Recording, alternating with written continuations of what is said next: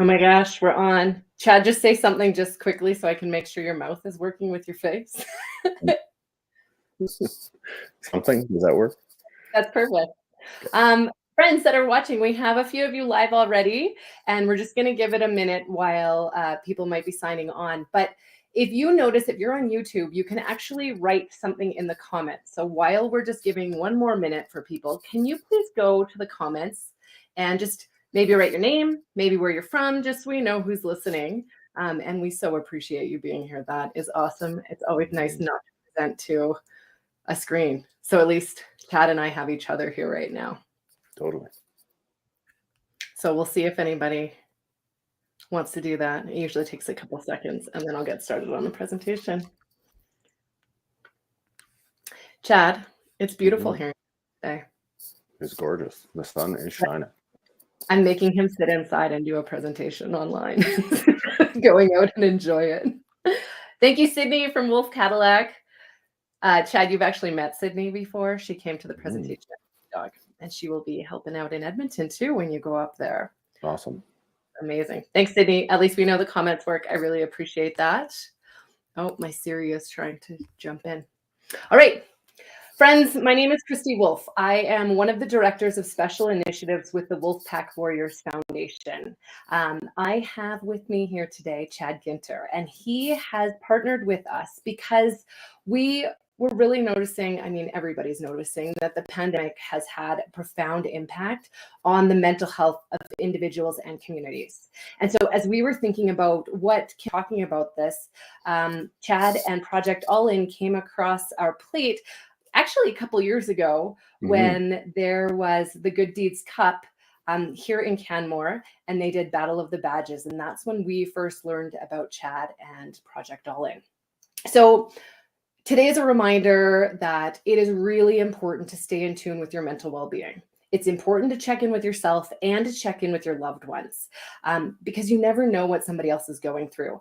And with Chad's presentation today, you'll find out about a tool that may be helpful for yourself or someone you love.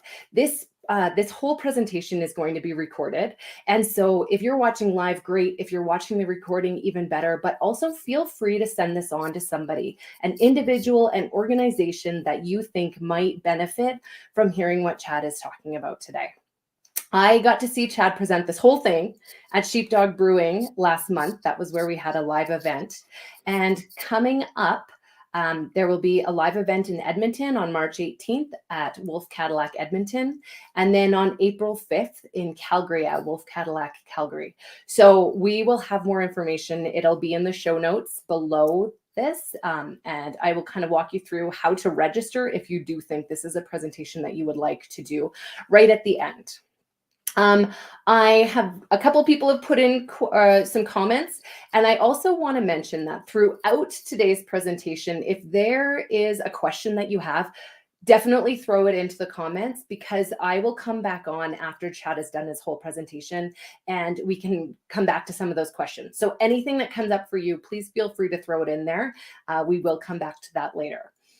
Also, at the end of the presentation, Chad's got all his contact information. So if there's things that you would like to find out more about, absolutely contact him. He is definitely much more qualified to talk about this than I am. Okay, Chad, before I disappear from the screen, what is something that you have done to live well in the last few days? Well, just before we got on the computer, I was standing outside full blast, letting the sun hit me. So that was when that sun's out, that's something I love to do. Nice. You got the vitamin D hit right before an hour in here. Perfect. All right, friends, I am going to disappear. I am following comments. So if something happens and you can't hear, please let me know. And I'm going to share Chad's screen. So it'll just be a second while I do all those things.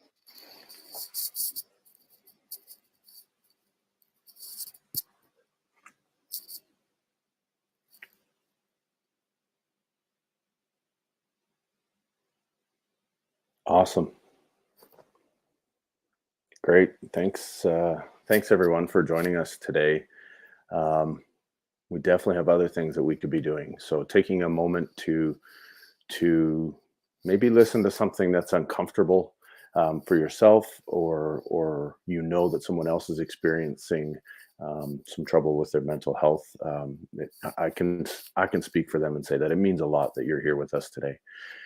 We feel these presentations are very impactful, just as much as our program is, and we really hope that those of you that are listening walk away from this with a little bit more interest and more compassion for the first responders and frontline people that are in your lives.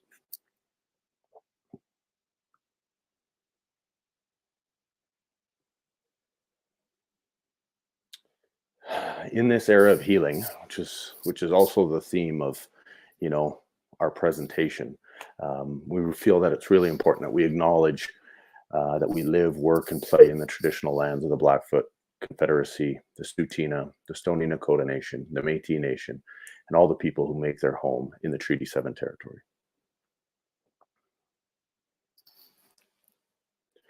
Throughout this presentation, you might hear some things, stats, stories, maybe even certain words, or maybe an example that I give, and that may be a trigger for you. So I just want to give you a moment to take that deep breath, to prepare yourself, and to just know that it's okay to feel some of these things. We're not experts in this. We're just here to share our journey and what Project All In is with you.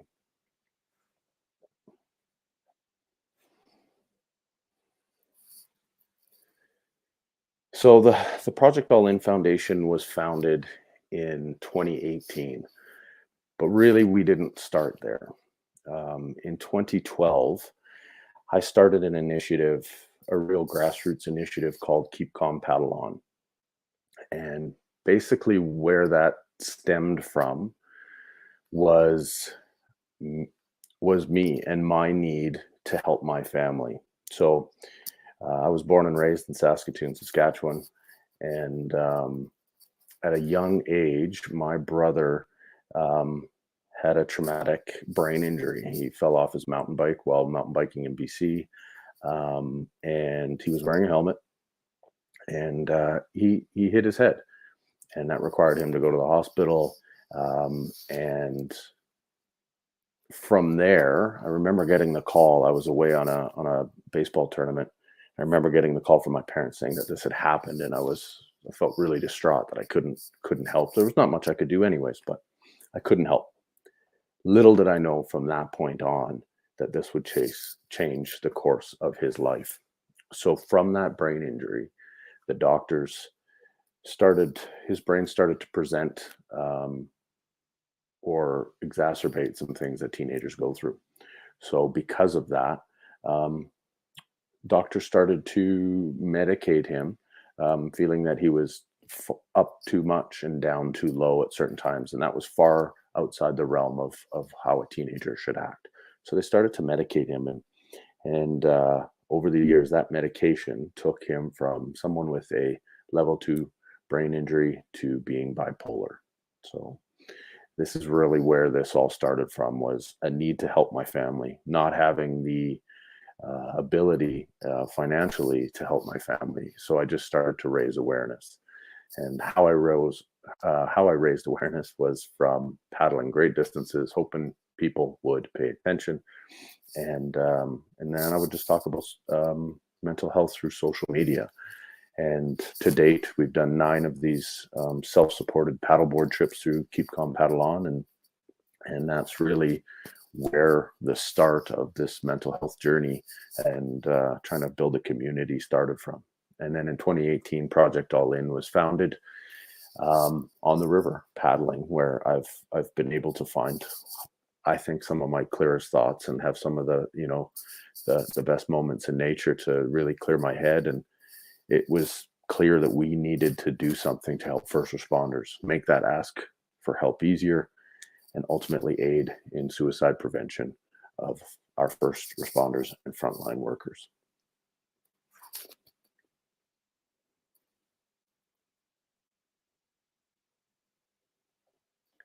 So the project has always been guided by the hope that we can normalize conversations about mental wellness, mental illness, mental health. The foundation and the coin was created to help first responders in their communities start conversations about their mental wellness. It also helps debrief calls. It hopefully ultimately helps in the aid of suicide prevention. And we decided to create this coin as a tactical tool to make that ask easier. We have a tool, first responders and frontline workers have a tool to use or to help them with almost everything. And but we didn't have anything to debrief calls with, and we didn't have anything to ask for help with. So we put a tactical thing and a tactile tool in their hands that they could feel and they could use. And we really think that we know that it's been able to help some people.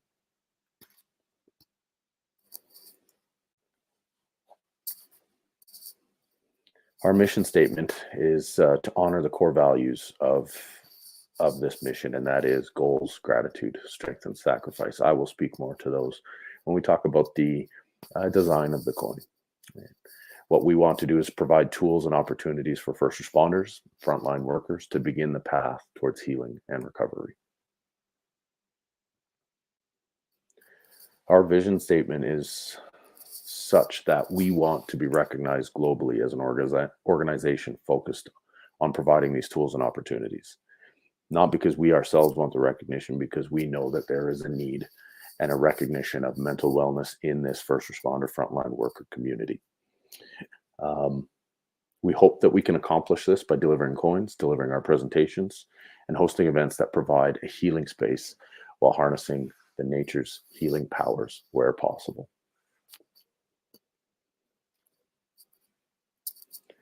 The people that we've included is no short list, and I imagine it will continue to grow.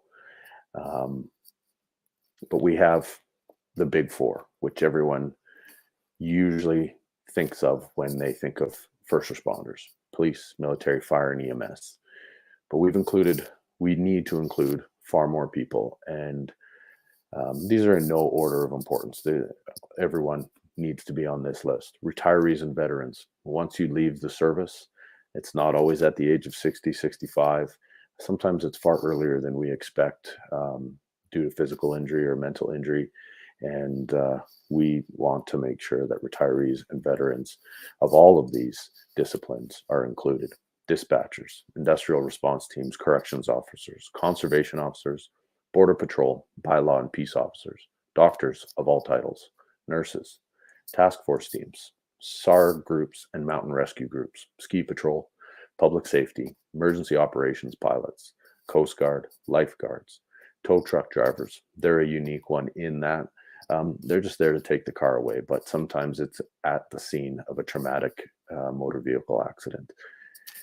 They don't bargain to see these things, so we want to make sure that they are covered and included in this. Child protective services, and what we like to call the hidden heroes: the therapists, the social workers, the counselors, the chaplains, the funeral directors, and those helpline operators that we hope that we never have to call. We made sure that those folks were included as well.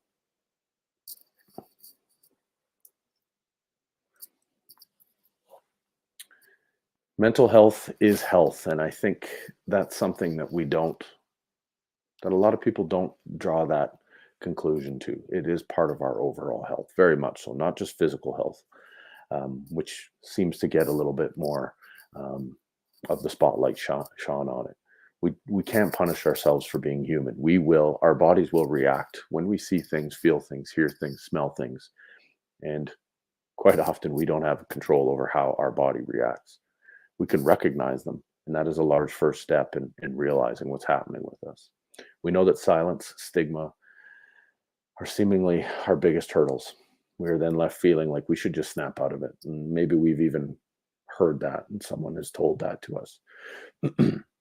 Or we have this feeling of being lesser than because we're experiencing these issues. That's just not the case. We should not punish ourselves for being human. We won't win trying to fight the biology on this one.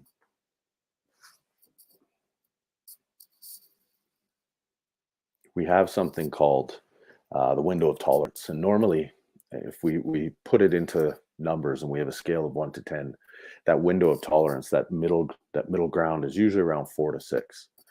And responding to calls, it doesn't matter what time or what type of call, but what that can do is put us on either end of that window of tolerance, and it can cause hyperarousal.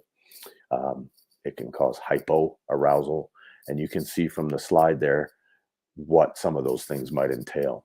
In the hyperarousal, it might be high energy, anxiety, anger, that feeling of that overwhelming feeling, hypervigilance, fight or flight, kind of feeling chaotic or unsettled. That hypoarousal could be that shutdown phase, that numb, depressive, passive, withdrawn feelings that we might have, that freeze or shame for feeling something. So this is all normal stuff. Our body can manage these things, and if we don't recognize that we are up there or down there, that can be an issue. And sometimes when we spend more time up there based on, for first responders and frontline workers, types of calls and how our body reacts to them, we might stay up there too long. And there are things that we could do for ourselves to help bring ourselves back down. And I'll get into those in this next slide here.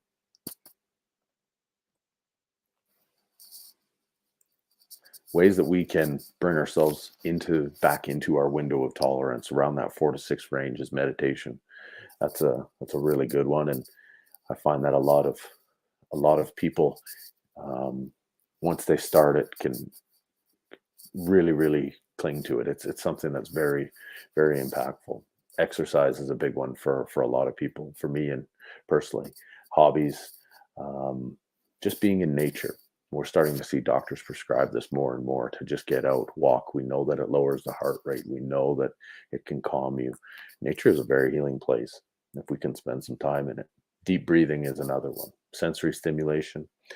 But also don't forget, with the positives, there are some negative things that people do to cope that aren't as healthy.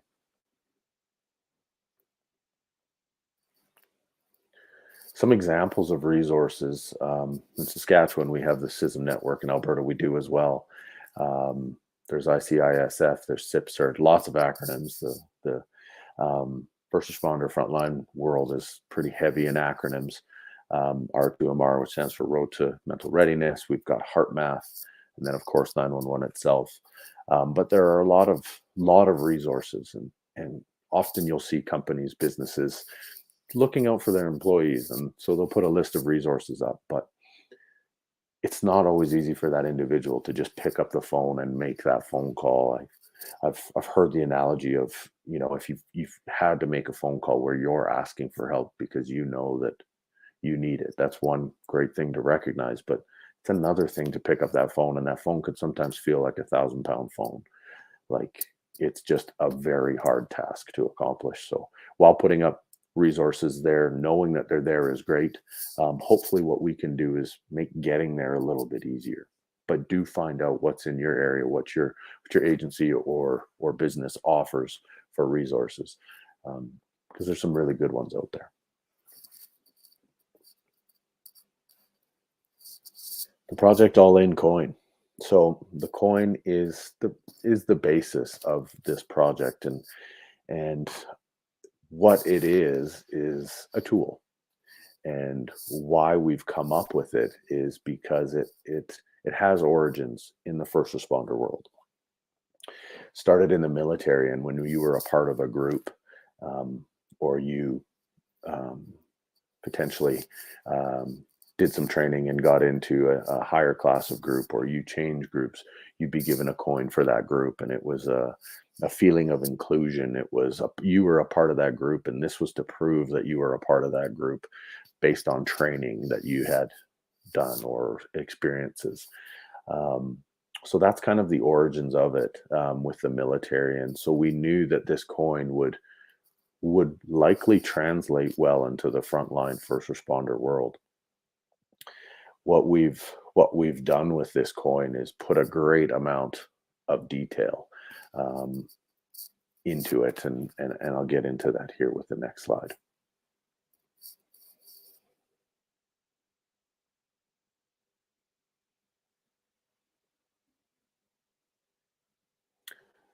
So with the coin, we have two sides to it, and we didn't want this to be just We didn't want this to just be a good looking piece that didn't have meaning in it. So this detail portion of the coin, it took me a long time to come up with what I feel represents the first responder world. And for me to get everything in here was challenging.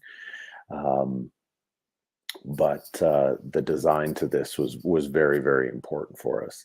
Um, One of the things we really liked about the coin was that it can create a common bond across agencies. So even though you might be a doctor, pardon me, or you might be a police officer or in child protective services or part of the mountain group, there is that bond that can happen by wearing a uniform, and not all first responders and frontline workers wear the same uniform. So it's nice to have something that ties us together, and that coin really does that for us.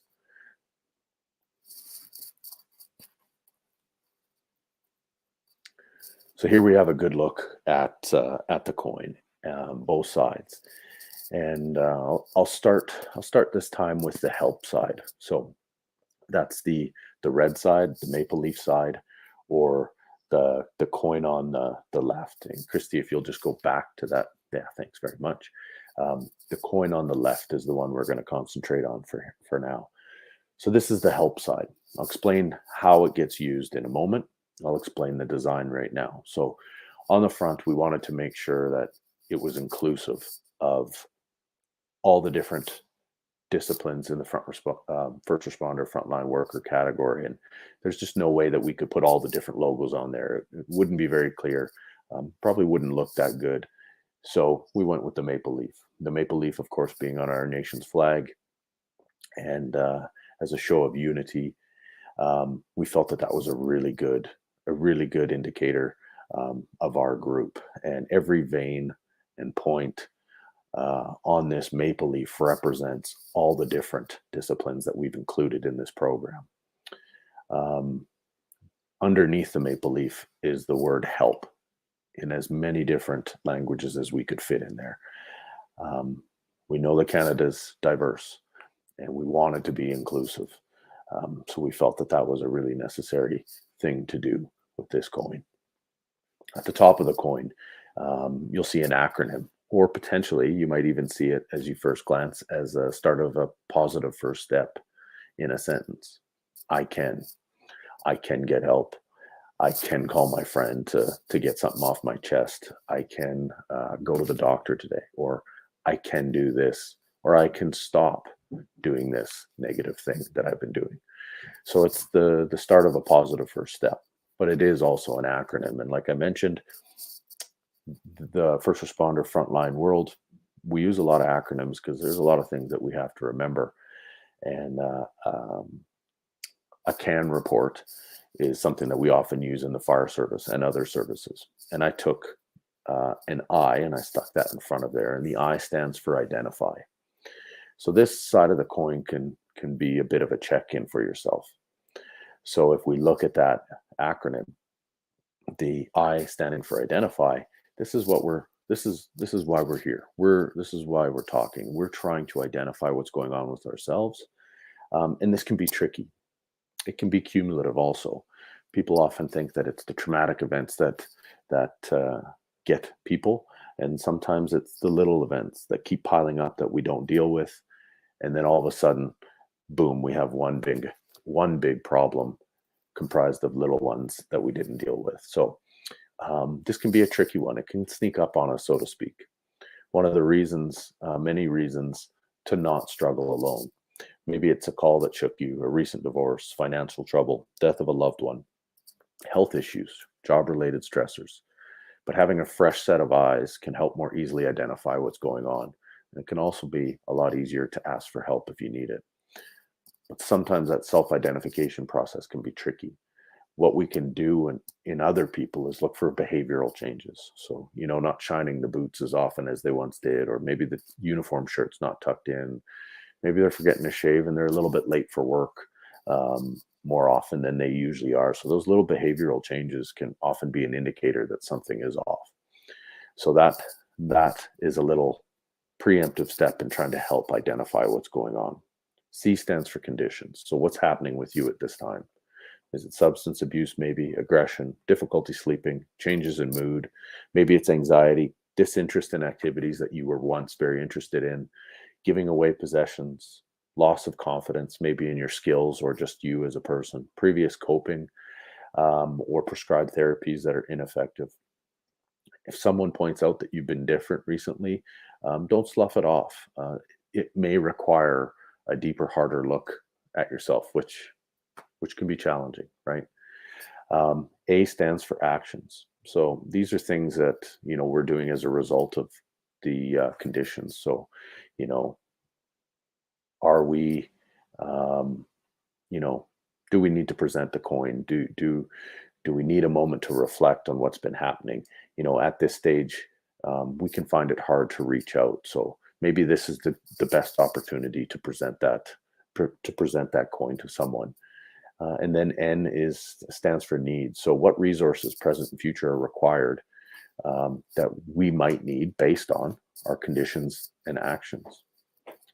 So at the top, again, just to reiterate, we have 𝐼𝐻, the start of a positive first step, which is also an acronym, which is laid around the bottom of the coin. Identify conditions, actions, and needs. The maple leaf being that chosen piece to hopefully unite our first responder and frontline workers, with all the points and veins representing the different disciplines. The word help underneath in as many different languages as we could fit, and they're all sequentially numbered. And that's that little box that you see at the bottom there. And now we'll stay on this slide just so you guys can have a good look at the debrief side, and that's the blue side. Okay. The colors are very important to us. Red is almost that synonymous color with help, and blue I personally have found, blue is the color of water. And I mentioned before about what 𝐇𝐄𝐑 has done. And so it was important for that blue to be there, but it's also, for a large part of first responders, that's the color of their uniform. Not all first responders are frontline workers, but a good portion of them have blue as a uniform color. So that was something else that we thought really tied in nicely. But blue is also a color of the mind. So there's 4 psychological primary colors: red, blue, yellow, and green, and they relate respectively to the body, the mind, emotions, and the essential balance between those 3. So like I mentioned, blue is the color of the mind, and it's got a soothing and calming effect on us. And you'll start to see fire trucks now in the industry, instead of having red lights that we know can elevate heart rates and stuff like that. They're starting to put blue lights in the fire trucks, and that can calm people down. There was one study over a 10-year period in Tokyo where in the train station, people were jumping in front of the trains on a daily basis, moving millions and millions of people through that train system. And one of the things that they did is they removed the red lights in the train stations, and they put blue lights in there. And they attributed that to a decrease in those people jumping in front of the trains by about 84%. So there are probably other factors in there as well. But that's a pretty substantial look at what that color can do for us. The other thing that we made sure was on this side was, a strong image. And that's why we chose the buffalo. The buffalo was introduced, or I should say reintroduced, into Banff National Park a few years ago after having a many-year absence. And the buffalo, to many Indigenous cultures, is the provider. It provides everything from tools to warmth to a lot of food. So it was a very important animal to the people of this region. It's also known as the protector. So, that's kind of like first responders, right? In that, the leader or the first responders, the buffalo in this case, would stand in the front of the herd, head on into the storm, shielding the others, taking the brunt of that storm. And that's really, when you think about those ties to the first responders, that's really what they do, right? And I really like the look of the buffalo. It's huge, it's massive, and it's got these tiny little legs. And, metaphorically or literally, that is the tools that we're carrying. That is the baggage that could be on our backs. You know, we're struggling to walk with this baggage that we carry. And I felt like the buffalo really represented that. Even the strongest, bravest, and biggest of animals need help once in a while. And I think that's really important to remember. You'll see not only with the color blue in the buffalo itself, but you'll see a nature scene inside the buffalo. And with 𝐇𝐄𝐑𝐄, nature and water has always been a very, very important part of healing for a lot of people. And I recently read something by Francis Weller, who's a psychotherapist and author. And he really sums up nature in a way that I hadn't looked at it before. And he said that humans are intrinsically tied to nature, which, given a moment to think about it, we really are. But nature doesn't work on self-improvement alone. Yet us as humans and more specifically first responders and frontline workers, we really think that we need this trajectory of getting better, getting better, getting better. We're allowed to dip. We're allowed to not have a consistent self-improvement pattern. We're allowed to ebb and flow, just like nature does, right? Nature goes through profound periods of decay, destruction, and death. And our psyches are shaped in the context of nature. So why wouldn't we be akin to the patterns and rhythms of nature? So we really felt like nature had to be represented, not only because of our love for the water and what it has done, and we know through our paddling trips what it can produce for people, but because of that right there. And yeah, Francis Weller did a really good job of just giving me a different spin on what that nature is for people. We punish ourselves so much for not being consistent, but we look at what's tied around us, and it's okay to have those lapses. So that's the buffalo. At the top of the buffalo on the blue side, you'll see, or the debrief side, you'll see the project name, All In. And I really have to thank my chief, who has now since retired from Canmore Fire, Chief Walter Gaylor. I presented this idea to him, and at the time, people always think that their ideas are the best, and until someone tells you different. And so, of course, I was cautious bringing it to him, but he's like, "I think this could work. This might work for some people." And he's like, "Do you have a name for it yet?" And I said, "No, so I'm still, in the process of figuring this all out." And he said, "Well, whatever you come up with, we're all in." And that just kind of really stuck with me. So it made sense that we called it Project All In, because it is a project. It's an ongoing thing that we're going to evolve and make better, just like ourselves. And around the bottom of that coin, you'll see, part of our mission statement there, which is goals, gratitude, strength, and sacrifice, which are meanings of the buffalo, right? Tied to the buffalo. And I think there are other words that represent the buffalo and first responders well, but I really feel like these tie together appropriately. So when you're struggling, goals are huge. Goals are huge regardless of if you're struggling or not. But when you are struggling, when there isn't that goal ahead of you, it seems pretty bleak. So goals can be little, and of course goals can be down the road. But sometimes someone's goal is just to get out of bed in the morning. So that is a little victory. And I think that this just serves as a good reminder. Gratitude is something that we can all be better at for sure. But again, when you're struggling, it is so important to find the little things that make the day good, whether that's standing out in the sun or going for a paddle or going to the gym, going for a walk, or having that coffee with a friend. Just finding that time where you can be really grateful for that moment is very important. And then strength and sacrifice.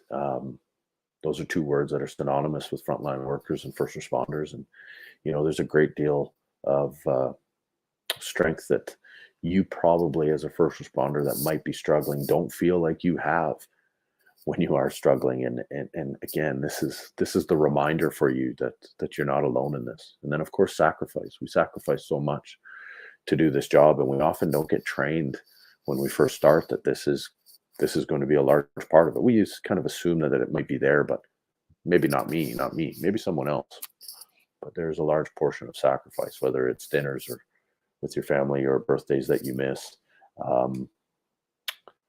Yeah, It's poignant, isn't it? That sacrifice that we have. So that's the design of the coin, and it took a while to hash all that out to make sure that it made sense and it provided a check-in. We not only wanted this to be a tool, but we wanted it to provide other functions, and that is of a check-in. So the red side, the maple leaf side, that's the help side. Um, the blue side, the buffalo side, that's the debrief side. So Christy, if you'll just pass on to a few of those slides, I can go into how this coin should be used. And as agencies decide, like, there is a set of SOGs, suggested operating guidelines, that come with this program, and they're just, we've kept them pretty lean, in that if an agency or group or an individual with a partner or spouse or coworkers they trust, if they choose to change those guidelines to fit what they need, they can absolutely do that. That's the whole point of operating guidelines in our industry. So when you produce the debrief side, which we have here in front of us, we've never had a tool to debrief, and some say we don't need it.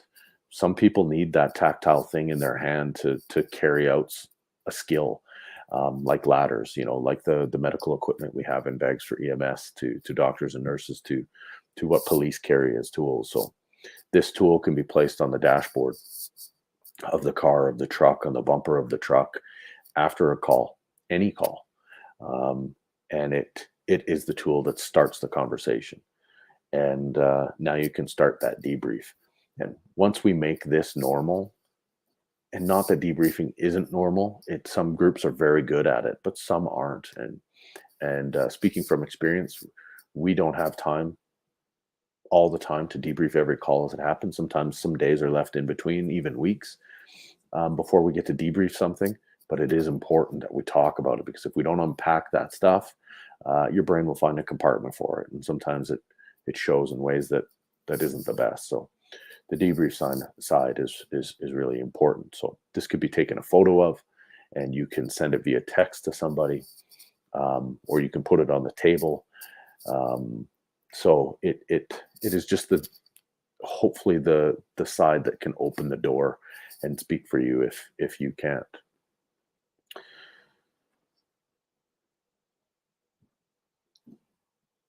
So on the debrief side, we have an assumption that we're there to,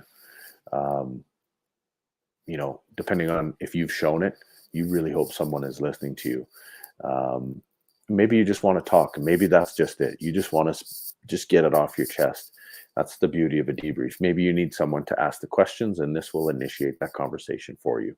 But if you are, this program really needs you to be in the moment. And hopefully, and some of the feedback that we've got is that, well, I don't have the answers for this individual to fix them. And therefore, if someone presents this to me, I might feel awkward or scared or not know what to say. And well, that's the beauty with the SOGs. So, there's some preloaded questions in there, but also we're not asking you to fix this individual. We're just asking you to be the conduit, so that they can get what they need. So if that means a car ride to a doctor's office, if that means a car ride to their apartment where it's safe, or for you to place a phone call for them, we just really want you to help be that vehicle to get them there. We're not asking you to fix them. So make sure you're providing a judgment-free space. That's a really important thing. I think a lot of people are shy about opening up or being vulnerable because of how they feel they might be judged.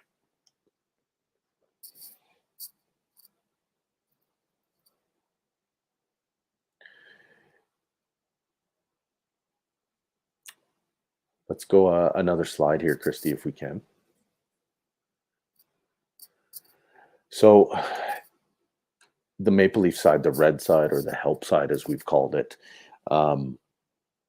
this is the side that hopefully will prevent someone from getting too deep and too dark. And we hope that this will make it easier for them to talk, because the coin really does the talking for them.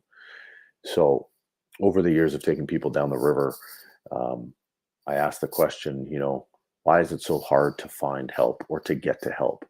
And I think really I was just asking the wrong question. What would make asking for help easier? And I really didn't know what that was. But in many cultures, they use something like a talking stone or a stick, where that gets passed from person to person. And that's your time to open up and to share. And I've been a part of that. And, when I lived in Mexico, and that was a very, very impactful moment for me, sitting in that group, and having that passed to me, and being able to open up in that judgment-free zone. And that coin, we hope, with this side, will help make it easier to open up. Some people just aren't good at communicating, and I think I'm getting better at it, but I still find times where it is hard to open up. So having something that will do that for you.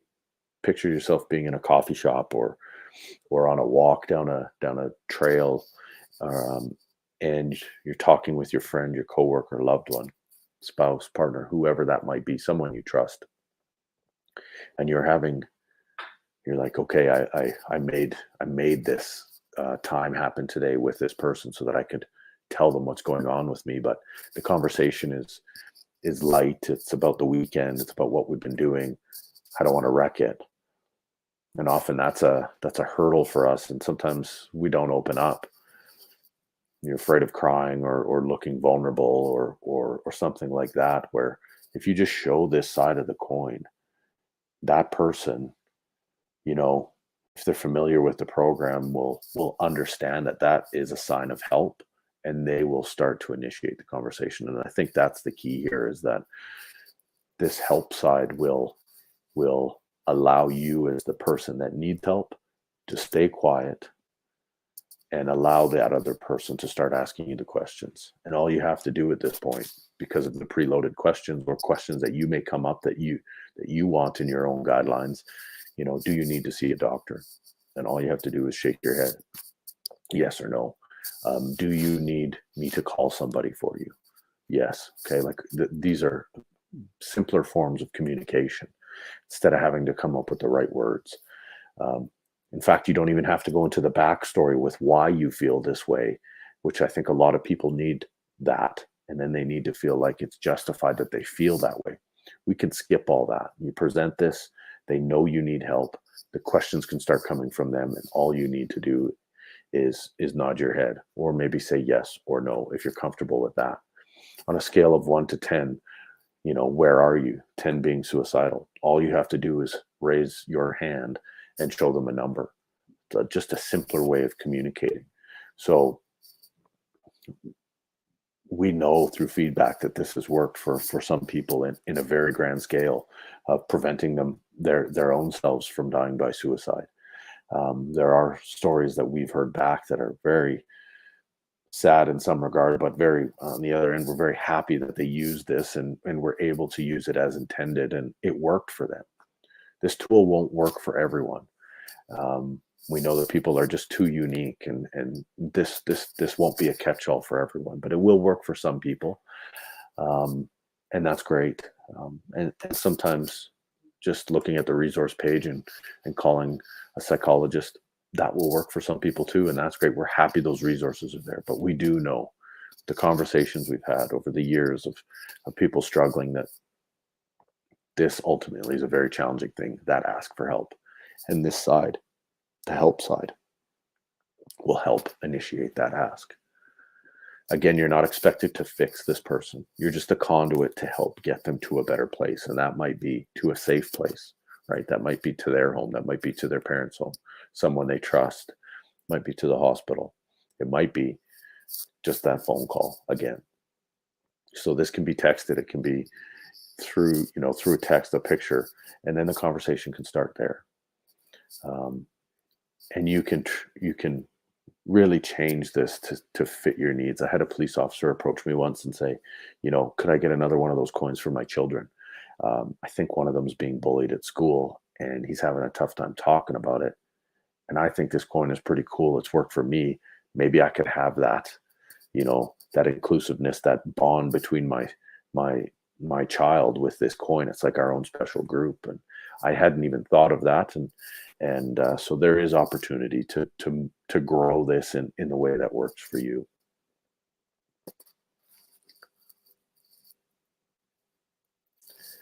So just to recap how the coin can be used, the blue side at its simplest, just calling it the blue side or the buffalo side, that's the debrief side. Really to normalize and have a tool to debrief. Again, some groups are very good at this, but some aren't. They need a reminder, and that coin can be that for them. Having it in your pocket, it's got a heavy weight to it. So when you put your hand in your pocket, you know it's there. Maybe you keep it in your chest pocket of your uniform. But again, it's just that reminder that, oh yeah, we had that call today. We need to debrief it. And you might not even use the coin itself to do the debrief, but just having it there as a reminder to make sure you debrief, or to check in on someone. And then the help side, again, just a reminder that you're not alone. And maybe you just go through the identification process of conditions, actions, needs, what's going on around me, what's been happening lately, how am I trying to fix it, either positively or negatively, and what do I need? So it can just be a personal check-in, or you can actually present this to someone and it will speak for you, which we know is an issue for some folks.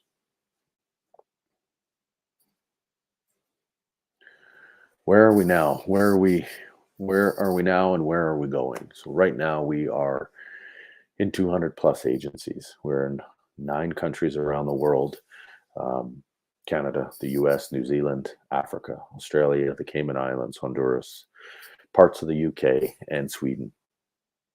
So it's pretty interesting when you see that, when you look at it like that. There's first responders all over the world, frontline workers all over, and really we've just been focusing on North America because it's where we're from, where we've started, and we really hope that we can get this program into the hands of more people. And recently we just had, towards the end of last year, we had the USA coin minted. It looks a little bit different than our Canadian coin in that it doesn't have a red maple leaf on it. However, the red maple leaf coin is down in the US in some groups. But we had a request for something with a bit of an American twist on it, which we were happy to do. And what it looks like instead of a red maple leaf is a white star. And every point, triangle, and line in the white star represent our first responders and frontline workers in the US. So they have a little bit of a personalized coin. And we also just, as of last year, minted our 10,000th coin. And we're pretty proud of that. Starting a original order with 1,000 coins, it'd be like, might have some left over. And it is pretty wild to see that there is a need for 10,000 coins and probably more. At the end of the day, it is a tool for us, like we have all other tools in our job, that hopefully will make it just a bit easier for our first responders. Upcoming events, we try to align with some groups and work alongside them. Sometimes we host our own things, and as of recently, we've been asked to join the Dirt and Depression campaign, which is a backroads motorbike trip from Newfoundland to Victoria to raise awareness for mental health, men's mental health specifically, and that's supposed to happen in July and August. And what that would allow me to do is, along that bike trip, to visit agencies along the from coast to coast in Canada, and to talk about Project All In, and to get the coin in hands of people in places we haven't yet personally been able to be yet. So that's very exciting. And then, of course, I mentioned before KCPO, so Keep Calm, Paddle On. And we're shooting for June of this year. It's our 3-day self-supported stand-up paddleboard trip. Over 150 kilometers, where we take people with camp stoves, tents, sleeping bags, pillows, food, water. We put all that on our boards and we paddle down the river, leaving the shoreline behind us, getting fairly remote. And that trip will be in its 10th year this year, 10th time down the river, and really looking forward to that. And then we've got Firefit coming up in August, where we'll be a part of that. Not quite sure in what capacity, but we will be there in some way, shape, or form. And then probably our flagship event is our Tofino Subsurf Retreat. That's happening in October this year. And really what that is not only did we want to give people a tool to use to ask for help, we wanted them to give them a place where they could start that healing process. And for me, Tofino's always been that place. It's just a very special place in Canada. For me, it's so beautiful and almost otherworldly in my mind. And what we do is we take first responders there, we put them up in beachside accommodations, we feed them really well, we teach them more about their brain and why they respond, or how it responds to the events that they see, and the why and the what of that. And then we also teach them how to surf and paddle on stand-ups in the ocean. And we really try and harness that nature and to connect folks to the land and to the culture that's there, which is very strong and deep. And that's happening in October of this year.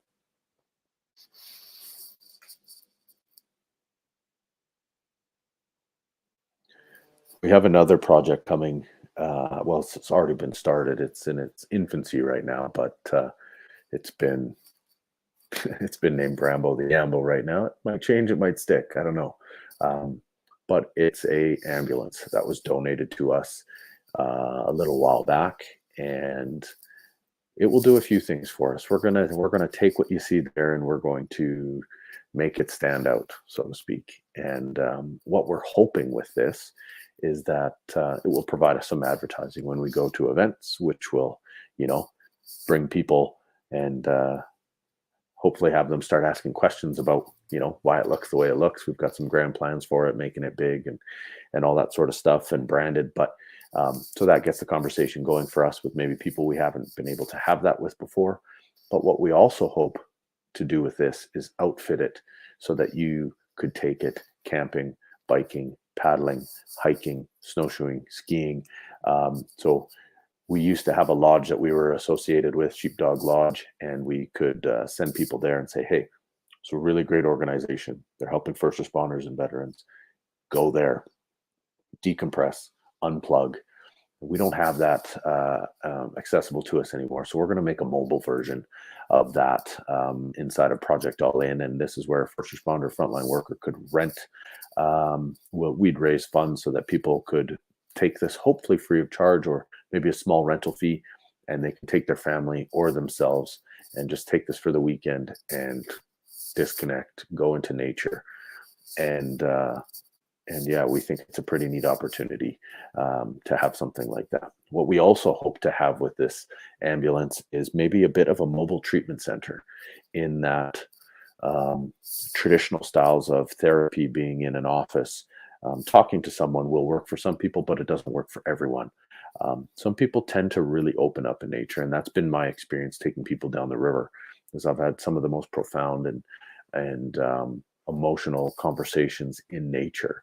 And what we hope is that with this ambulance, you could take that with a board certified psychiatrist or psychologist or therapist of some sort in this, and you could take it, and that would pick you up, and you'd be like, wow, this amazing vehicle is going to pick me up and take me skiing for the day. And your therapy session happens to be on the chairlift, ski down, meet up with your therapist, take the chairlift again, and continue that. Or maybe it's done on the hiking trail, or maybe it's done while snowshoeing or paddling down a lake or something like that. So big plans.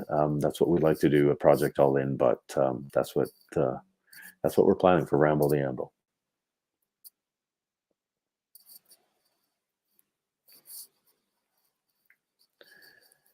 There's a couple things that I'd like to leave you with. And one of them is, we feel that, I mentioned it before, that self-improvement or that self-care, we feel like it should be a constant trajectory heading up. And that's not always the case. And we really beat ourselves up for not being successful in that way. What we need to do is be okay with the dips, the valleys, the ebbs and the flows that happens with. And sometimes that darkness that can be felt when you're struggling feels insurmountable, and that darkness is often associated with being down, with being depressed, with being holding on to some hurt. But I do want you to think about this. Think of your heart beat in your chest right now. I invite you to take a minute and just put your hand on your chest to feel that. That heart is beating in utter darkness. And that's a good thing, because if your heart saw the light of day, we wouldn't be here. So not all darkness is bad. If you change the trajectory of an airplane, I find this so fascinating that by just 1%, if you change the trajectory of an airplane by just 1%, that flight path, you will end up in such a different place. What we mean by that is that it doesn't take a huge first step to initiate change. It can be very little.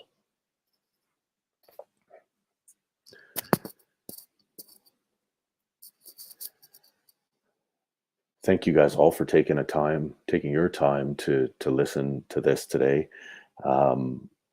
It's definitely different presenting to a computer screen, not knowing who's on the other side, but we're very hopeful that when we have the opportunity to put this on our website, that it can be watched by anyone, anytime around the world. And that's really important to us.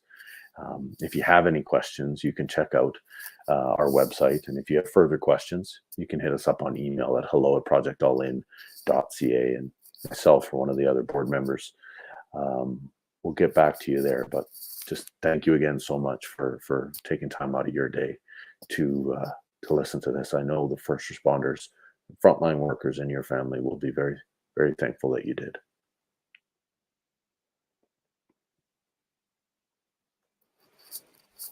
Okay, I'm coming back in. But I'm going to leave this stuff up because I want people to have a chance to take a look at that website. I also realized we should have put your Instagram out there, because that is another accessible way. Throughout your presentation, you talked about so many different ways to make talking about mental health accessible. The idea of getting into the outdoors, the idea of talking about it with kids, and the coin is really just the jumping off point for doing all of those things. And I think that piece about social media also connects people in a different way. And just so everybody here knows, Chad is pretty active on social media and Instagram specifically. And that's a really good place to see kind of as things change and all the things that he mentioned that are coming up. That information will likely be on Project All In's Instagram and kind of keep you up to date on what's happening there. So I would definitely recommend that, and I'll put that in the show notes. I want to go back to a slide, and it's going to take me a second to get there. Okay. So bear with me for a second. Way back here. This is the second time I've seen this presentation, and it made me think about things in a different way the second time I watched it. So I really wanted to come back to the who we've included slide. Throughout this presentation, you talked about a lot of first responder topics. But you are also bringing in different ideas. And so my experience is as a mom, specifically as a medical mom. So that community of people who are dealing with their kids being in hospital. I am also a teacher, and I am the daughter of someone who has died by suicide. There are so many different ways that I was connecting to what you were talking about. And I have no experience of being a first responder, but I just think that it is really important. And I wanted to bring this slide up again, just to remind people, there might be somebody out there that you think, you know what, they were just talking about something along these lines, and maybe this is what they need next. And I like the way that you talked about taking those SOGs, which I'm not actually sure what it stands for. Standard or suggested operating guidelines. Yeah. Okay. And taking that idea and making it your own, so that there's not just a single way to go about this. I really appreciated that too. Okay, those are all the things I liked. Now, I'm going to turn this screen off. I'm going to ask you to tell us a little bit about how people can help. I have some ideas, but I want to hear what you are thinking too. Okay. Well, um, as tough as these presentations can be sometimes, as just it's a tough topic to talk about. Um, Important, tough, but Yeah. I think given an opportunity to be able to present is a big wave that people could help out, whether that's they know an agency or have a friend that they figure could benefit from something like this. That is huge for us. Something else that we have been as a board have been talking about recently that would really help us is, as much as I'm on social media, I would like to be off of social media. So if we could have some kind of help with someone that was pretty fluent in that stuff, we would absolutely welcome a conversation with someone that would be, you know, Instagram savvy or social media savvy. Oh, I love it. That's a great ask because it is Mhm. something, if someone wanted to get involved, that is something that they could support with time and not just money. I want to Yeah. mention because sometimes people forget when they're talking about their own organization that donating money is very helpful as well. But that's not Mhm. really the one that I wanted to focus on. I want to mention that there are a couple ways, very easy, that people could get involved. First of all, just following on Instagram, for example. Mhm. Yep. The next one, tell somebody about this. Share this video. This will stay up. It's recorded. It will stay on Wolfpack Warriors. We will get a copy to Project All In so that they can have it on their website. Mhm. But all it is a link. If there's somebody that you're thinking of that might benefit, you can just send them the link. Uh, I also want to bring something else to everybody's attention here. So I'm going to share my screen again. This is a different window. This is the Wolfpack Warriors website. So mhm. if you type in Wolfpack Warriors right now, this is what you will see. And this is in, what month is it? March of 2022. So it won't always look like this when you come to the homepage. But right now we have this banner right up. And this is how you can register to come to one of Chad. Chad is doing 2 more in-person events, one in Edmonton and one in Calgary. If that is of interest to you or to someone that you know, please just click in, register here. It takes you right to the Stand Up for Mental Health page. And this is where you register. These are free for people to attend. And there's more information about Project All In. The Mhm. other thing I wanted to draw your attention to is that booking your own presentation. We are just trying to get the word out. Wolfpack Warriors has met up with Chad. This has been amazing. We've learned a lot, and we are trying to help amplify this message. And if this is something that you think would fit with an organization that you are working with, you can book your own presentation. Now, again, we have information about the All In coin. We have some resources, but probably an even better website to go to down the road is projectallin.ca. Mhm. Flipping in there is where you can find a lot more of that information, some extra podcasts. One of the questions I did want to ask you, Chad, from this video is, where is there anywhere people would find those SOGs on the website, or where would they find that information? That's a really great question. As of right now, we don't have them on the website, but that is something that we're working on. We want to fine tune them a bit more. Um, uh, so we just need to go over them and make sure they're exactly what we want them to be. We're fairly comfortable with them right now, but they will be on the website soon. Okay, perfect.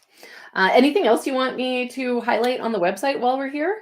Um, no, maybe not on the website, but I do want to jump back to a point that you mentioned about sharing the Instagram or just telling people about this. Yeah, Don't, as an individual, saying, "Hey, I think you should check this out." good point. Sometimes the people think that they're saying that because they think you need help, right? Yeah. I want you to check this out because I think you could use it, kind of thing. Think about your approach when you say that. Just be like, "Hey, I love you. I found this thing and I think it's just sweet. It's cool. They've got some good stuff on it. I've certainly learned a lot from it about what you do. Have a look." Because sometimes people get defensive. They're like, "Huh, well, why are they showing me that stuff?" Like maybe they think I need it, and that's kind of human nature. But with mental illness or struggles with mental health, however you want to turn that phrase, um, if we take the I out of illness and put we in front of that, it turns into wellness. So try to make it more about, you know, this is me and you, just like we're doing this together, as opposed to you need to go see this, you need to go do this. Yeah. No, I'm really glad you brought that up. And we have talked about it with our own kids and started talking about the coin. And after you told the story about that, the person who was talking about it with his son, I was thinking about like, where in our house could we have the coin that we can kind of keep referring to it? That it just gave me a lot of ideas today. So again, Cool. Thank you so much for taking the time to present this. Yeah. And again, March 18th in Edmonton, April 5th in Calgary. There's limited spaces, but we would love for you to come and meet Chad and have a chance to ask him your questions. We didn't have any questions come up through the comments as we are going. But again, ways to share, spread the word, share this video, book a presentation for your own organization, donate, or take on their role of social media so that they can focus on some other things there.